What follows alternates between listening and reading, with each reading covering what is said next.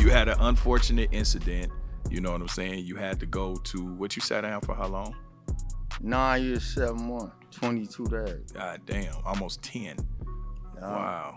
I guess he was having a bad time in his life, and I pulled up and playing loud music, triggered something in him.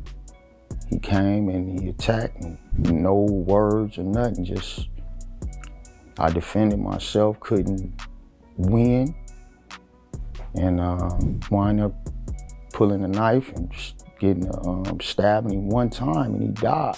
You've seen his face, maybe in a blockbuster, maybe in a cult classic, but what you don't know is the story behind it, the kind that doesn't get told in Hollywood magazine interviews. I ain't never saw a person snore by being knocked out in my life till this time. DeAndre came up in South Central LA, right in the thick of it. Gang territory, gunshots, eviction notices, and a daily hustle just to get by. No silver spoon, no easy way out. I had to be the man at an early age because we needed what we needed, and I was the only one that was able, you know, and the oldest to get out there and make it happen. So I used to pump gas, I sold candy. Life really hit him with the ultimate plot twist just when Hollywood was finally showing him some love. One night, one fight, one split-second choice, and boom. Instead of memorizing scripts, he was staring at prison walls. What had happened was he got into a fight he did not start, stabbed someone trying to protect himself, and the guy died. And it went downhill from there. He went to prison, did his time, came back, and still was able to carve out a career in Hollywood for himself. He's got quite the fascinating story. Let's get into it. Grew up in like 80th and Avalon, on the east side, in the Swans. Everybody, you know, probably know about that. Yeah, so like I said earlier, he grew up in South Central around 80th and Avalon on the east side. If you know, you know. Lived in the Hoover area too, bounced around a bit. Went to 52nd Street Elementary, John Muir Middle School. Even stayed in Compton for a bit on Atlanta Drive.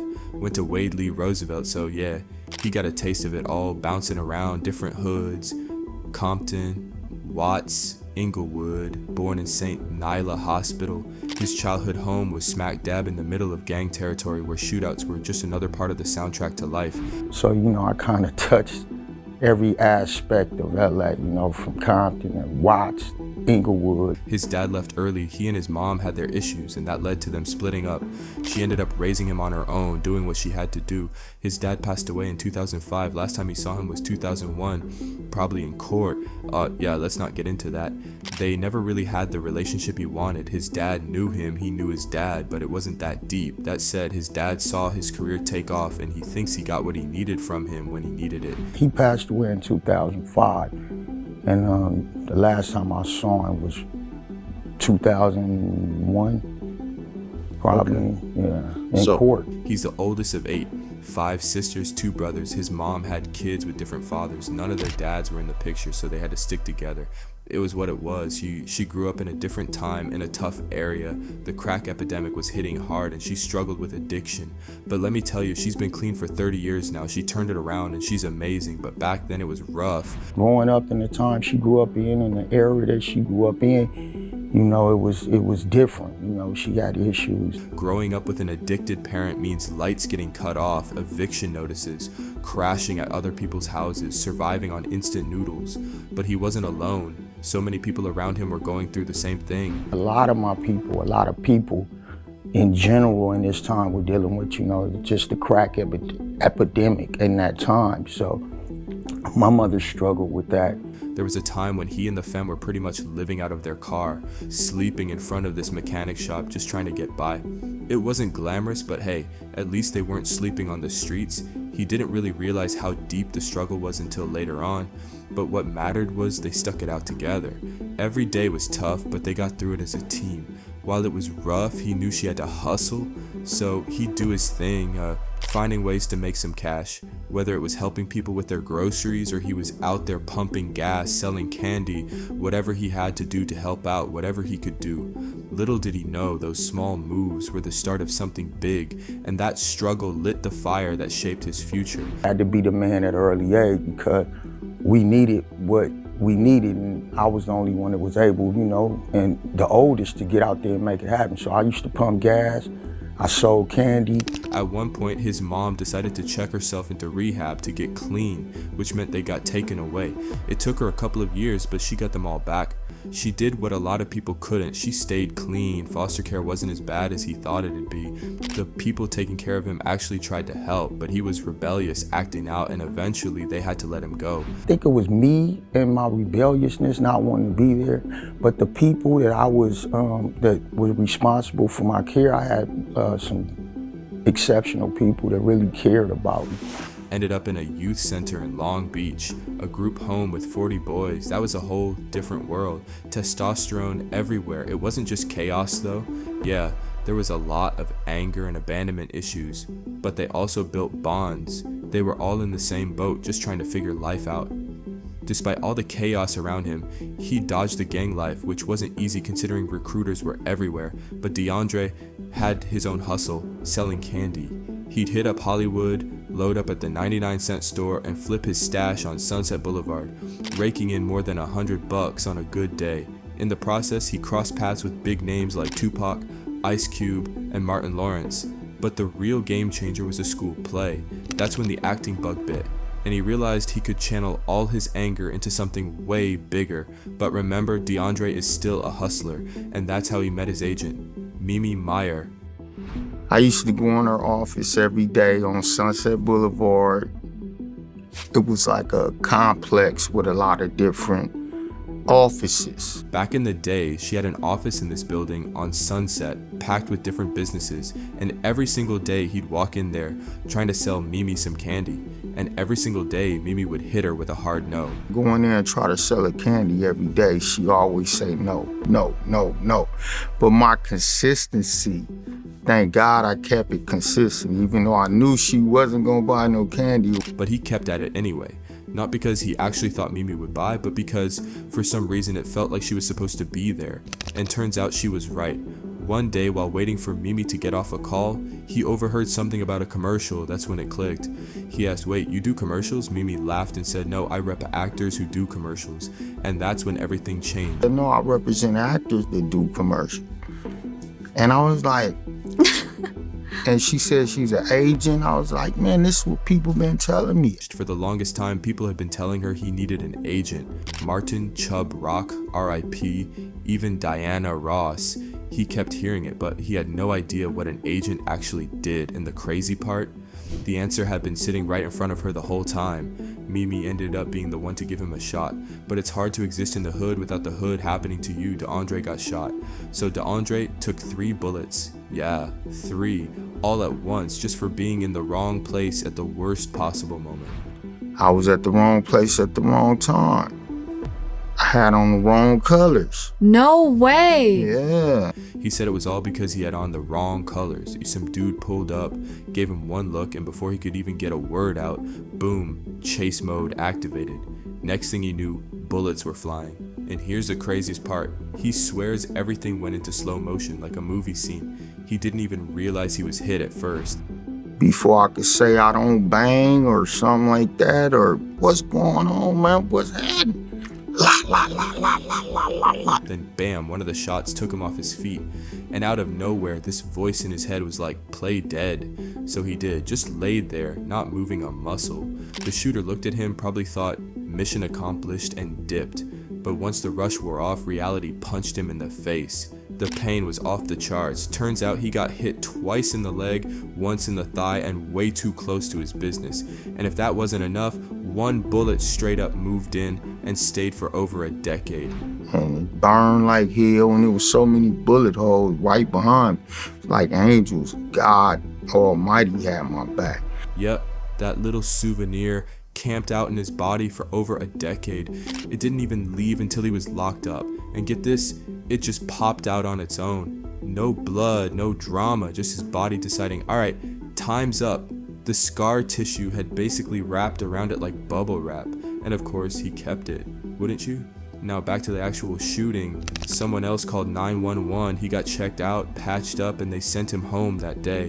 The doctor said he dodged a major bullet, literally, because one of them almost took out his most valuable asset. As for the mental scars, he knows he's probably got PTSD, but it's not just from that moment. Got out the same day, For like real? a few hours later in the night. Life's thrown a lot at him, and it all piles up. Like when he got into an altercation with his aunt's boyfriend. When I pulled up and he was attacking me and I'm trying to defend myself, I couldn't get him, you know what I mean? So I ran in the house and I grabbed a knife. When I came back out, he came at me again. So this whole thing wasn't even on him. He got into it with his aunt's boyfriend, totally unprovoked. Just booked a movie, big deal, right? Denzel Washington hired him. He was 2 weeks away from filming. He was hyped. He swung by his aunt's place to check on family, maybe slide them a little cash, you know, regular stuff. That day though, dude was clearly not having a good one. So DeAndre pulls up, music blasting, and something about that just set the guy off. No warning, no word. He just came at DeAndre. He tried to hold his own, but he was losing. Defending myself, couldn't win. And wind up pulling a knife and just getting stabbing him one time and he died. At some point he ran inside, grabbed a knife, and when the guy came for him again, he swung. One hit, that's all it took. He didn't even realize it at first, neither did the guy. He kept coming, knocked him down again. Then he saw it, the blood. The guy started stumbling, grabbing onto the gate. Told somebody to grab the water hose. I tried to run water on him and call the ambulance. Somebody called the ambulance. He ran over trying to keep him up, yelling for someone to get a hose, call an ambulance, anything. The guy sat down and he held him. He was literally looking at him, telling him to hold on, but right there in his arms, he was gone. And then it hit him. This was real, not a dream, not some scene in a movie. Cops showed up, tried to help him, rushed him off. He was still just sitting there, processing it. Next thing he knew, the police came back, slapped the cuffs on him. They slapped charges on him, and he didn't get a bail right away. Apparently that's standard for first-time stuff. He didn't even have the option at first. Then finally they set a crazy high amount, but he didn't have that kind of cash. So he sat in jail for a while, trying to figure things out. You only get a bill after you go to trial and arraignment, and then they gave me like $1 million and something bail. I didn't have $1 million or something. You'd have to have 100,000. Yeah, well, I didn't have that at that time. Right. He didn't have some fancy lawyer at first, but eventually he got one. The plea deal, they tried to hit him with a 12-year offer, 11 years plus 1 for the weapon, manslaughter. But he wasn't having it, didn't take it. At trial, they hit him with a first-degree charge. They said when he went inside to grab the knife, it was premeditated, but that wasn't even the case. This was a spur-of-the-moment thing, not something he planned out. He was just trying to survive, but they weren't hearing it. When he was in the station, the cops were straight up with him. He wasn't getting away without serving some time. He was ready to take responsibility for what happened, no matter how heated the moment. And when I was in the police station, the first thing they told me, you're not gonna do forever. That's what they told me. He said, you're gonna do some time. I was like, man, well, you know, it is what it is. But then the charges got knocked down to manslaughter.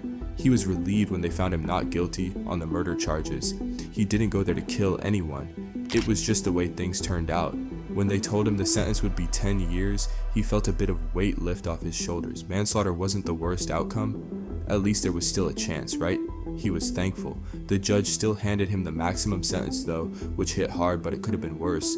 At least there was a chance to get out eventually. However, when I heard manslaughter, I was thankful, like, because I still have a opportunity, you know what I mean? But interestingly though, after the jury gave their verdict, they handed down a much lighter sentence than expected. But, plot twist, the judge still threw the book at him, slapping him with the 10 years. Why? Well, he suspects it had something to do with the whole young black man in court thing. Plus, there was a bit of a personal touch to it, especially when they see him as a movie star with a certain image. His character witness was a whole crew, his family, his community, even the victim's mom was on his side. No one in that courtroom was against him. And yet, the judge still gave him the maximum. It just didn't seem fair. When they heard the sentence, his family was in tears, but he kept it together. He was like, it is what it is. He felt a bit of relief though, knowing that he was being judged for what went down and that the truth had finally come out. Afterwards, he gets sent to the penitentiary, and this is where things get real. He's 25, but not just some random inmate. Everyone knows who he is. So he gets placed in protective custody PC, right? But he wasn't about that life. He didn't feel like he needed anyone protecting him except for God. He was like, if I'm gonna go through this, I'm doing it on my own terms. No gang affiliation, no playing favorites. He wasn't trying to roll with the shady crowd, the ones with those other charges. He wanted to keep it clean. In prison though, people are always gonna test you, but he wasn't about to let no one push him around. He kept his circle small, sticking with a few people who he actually vibed with, people who had good character. Sure, there were moments when he had to show his strength, but that's just part of the game. He made it clear that if someone had an issue, he'd handle it, no question. Imagine being locked up in prison, away from your fam, stuck in a place where you can't even provide for the people you care about. That's exactly what he went through. But let's be real, prison is no joke, even for the toughest guys. It's rough. We're talking straight up violence. It's like every day is a battle. He once shared a story where he paints a picture of the harsh realities that go down in prison. It's a powder keg of tension, where gang rivalries collide, and the moment you step through those gates, there's no going back. He talks about how the whole place is divided up, Crips, Bloods, Mexicans, Whites, all stuck in their own sections, but the minute someone new enters, things can go off the rails. It's a door. When you get in them gates, they don't come back. Once you walk in, you win. Ain't no getting out. DeAndre remembers a time when a guy walked into the prison yard and immediately ran into his enemies. It wasn't just a small squabble, it was a full-on brawl. One guy takes on the first enemy, then the second jumps in, and by the time the third joins in, it's a 3-on-1 situation. Beating his like, and then the other one see it, so he jump in. Beat, try to he turn on him, get the whooping on, like beating him. Another one jump up out of nowhere, bing! So it's 3 on this dude now. The guy gets knocked out cold, and that's when the real craziness begins. DeAndre describes how the dude was knocked out so bad he started snoring, which had the whole room frozen in shock. I ain't never saw a person snore by being knocked out in my life till this time. He was deep. But the madness doesn't stop there. One of the attackers does something totally messed up, humiliating the guy in front of everyone. DeAndre realizes it's all tied to deep gang beef, something personal that's playing out with violence and disrespect. After the beating, the guy tries to get back up but gets kicked while he's down so hard that it knocks him out completely. DeAndre watches it all go down, feeling like there's nothing he can do. He regrets not stepping in, feeling like he should have said something. It's a raw look at the chaos that unfolds when violence and gang life take over, and it left DeAndre reflecting on what it means to be part of something bigger than yourself while watching all the madness unfold around him. I regret that I didn't do nothing about it, but at the same time, recalling that shit, it's like if I would have said something or tried to do something, I'd have been the fucking victim, man, because I don't gang, never have, never did. Then, there was this one time when he got his jaw broken, and it wasn't even a fair fight.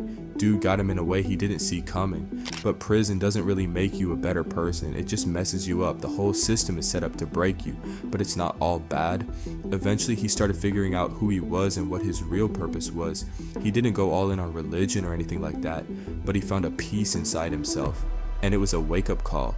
His potential was being wasted behind bars, surrounded by people who don't even know half the stuff he's capable of. According to him, what's wild is how much raw talent is locked up in there, all this untapped power, but the system keeps them trapped. The worst part is some of the smartest and strongest people are stuck in that cycle, just waiting for a shot to change their lives. Too bad most of them will never get out to make a difference. It's a sad reality, but one he knows all too well. After he got out, DeAndre didn't get a break even after being released. He got caught up again and ended up doing 20 months for something that's kind of wild, carrying a knife. Yeah, a knife. Turns out, even though he wasn't on parole, having a concealed weapon is no joke, especially when you've got a past like his. In like a bad environment and neighborhood, so I keep a little protection for myself because of who I am. And it was nighttime, well, it was like evening time. Okay. And the police just rolled up on me, searched me, found a knife, arrested me, and So here's what went down. He was just walking through a rough neighborhood at night, keeping a knife for protection, and next thing he knew, the cops roll up, search him, and boom, he's hit with a charge. Turns out ex-cons carrying knives is a serious offense, and they hit him with that concealed dagger charge, which is way more intense than it sounds. DeAndre admits he didn't even know it was illegal for him to carry it. No harm, no foul, right? Well, not really. They weren't having it. I wind up getting charged with a ex-con carrying a concealed dirk or dagger, and they gave me. That's a real charge? He could have faced up to 14 years for that charge, but in the end, he took a deal and got 21 months, which, as crazy as it sounds, he felt was the better option. He was disgusted by it all, but knew fighting it in court could have meant way worse. And here's the kicker, there were no victims, no one got hurt, it was just a knife. But that ex-con label is heavy, and that's what they used to throw the book at him. I went to prison, I did 20 months. How did you feel being back in prison for that type of bullshit charge? I was disgusted. Disgusted. Sick. He also talked about the whole messed up system where things like gang affiliation can get you in even more trouble. He mentioned how just being around the wrong people could get you violated and sent back to prison. It's like a trap that's designed to keep people locked up, and DeAndre wasn't sugarcoating it. This system is built to have a revolving door. And post Jane ain't a walk in the park either. Integrating back into the world after all the things he's seen on the inside, that was hard. Hey, what the doing, man? Hey, let me go, man! Just imagine this, you step out into the world after a decade, and the culture shock is real. It's like time traveling and seeing everyone glued to their phones, bumping into each other, not even bothering to look up. For DeAndre, it was a major shock to the system. Inside, everything was slow and deliberate, so seeing people rushing around with zero awareness, it was like he landed in some alternate universe. The whole getting back into the swing of things thing wasn't easy. After 10 years, relearning how to trust people and fit into social situations took some time. DeAndre's all about respect, so he's always cautious, and honestly, that careful side of him might still be a leftover from his time away. But when it came to Hollywood, he jumped right back in. He snagged his first gig on Rizzoli and Isles right off the bat, and from there, things snowballed. He landed roles in Gangster Squad with Ryan Gosling and Sean Penn. Hollywood was like, welcome back, DeAndre. He also reflected on working with Lloyd Avery II, the guy who played the infamous character who took out Ricky in Boys in the Hood. They worked together on Lockdown, and DeAndre couldn't say enough good things about Avery. Solid dude, cool as hell, and definitely someone who made an impression. Next up, DeAndre's credits were stacking up. He jumped on the indie film Dope, where his character gave a shout out to Stacy from The Wood, but this time with some serious upgrades. The film had that feel-good energy, and the crew was on fire, including executive producer Pharrell Williams. And let's not forget Imperial Dreams, where he got to work alongside John Boyega, who was still a bit under the radar before Star Wars made him a household name. DeAndre had nothing but props for Boyega, calling him a talent to watch. They also touched on the rise of British actors in Hollywood, from Idris Elba to Boyega, and how they're dominating the scene. Now, DeAndre's in a different place. He's sober, mentally and spiritually focused, and most importantly, he's all about being there for his 5-year-old son. He's not taking any more chances, making sure he's doing right by his family and not making the same mistakes again. He's determined to stay on the right path and take responsibility. No more losses for him. He's still doing his thing, staying in the game and proving he's got the skills to adapt no matter how much everything around him changes.